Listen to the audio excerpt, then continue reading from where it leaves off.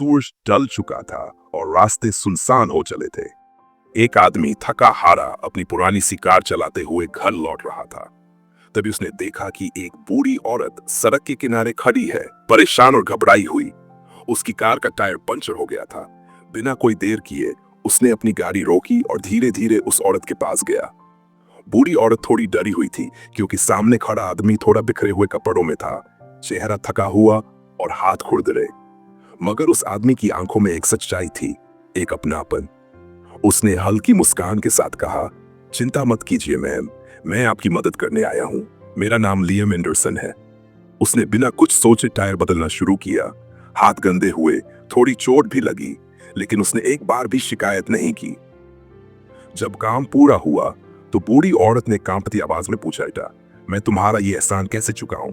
Liam ने मुस्कुराकर जवाब दिया, अगर आप सच में मेरा कुछ चुकाना चाहती हैं तो किसी और की मदद करिए जब वो जरूरत में हो, बस यही काफी है। उस औरत की आंखें भर आईं।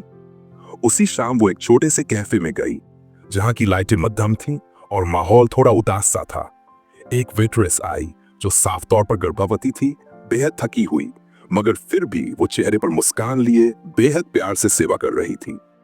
उस बूढ़ी औरत का दिल पिघल गया। उसने सोचा, ये लड़की खुद थकी हुई है, परेशान है, लेकिन देखो इसके व्यवहार में कितनी मिठास है। लियम की बात फिर से उसके जहन में गूंज गई। जब उसका खाना खत्म हुआ उसने $100 का नोट टेबल पर रखा और चुपचाप चली गई। वेट्रेस जब चेंज लेकर वापस आई तो वो हैरान रह गई। बूढ़ी औरत जा चुकी थी। टेबल पर एक नैपकिन पड़ा था जिस पर लिखा था, तुम्हें मुझे कुछ भी चुकाने की जरूरत नहीं है। कभी किसी ने मेरी मदद की थी जैसे आज मैं तुम्हारी कर रही हूं।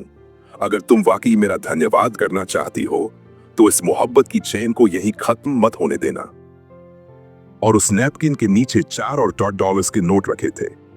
वेट्रेस की आंखें नम हो गई। वो जल्दी घर गई। उसकी आंखों में उम्मीद थी, दिल में सुकून। वो जानती थी कि उसका पति भी इन दिनों काफी चिंतित रहता है क्योंकि हालात अच्छे नहीं थे।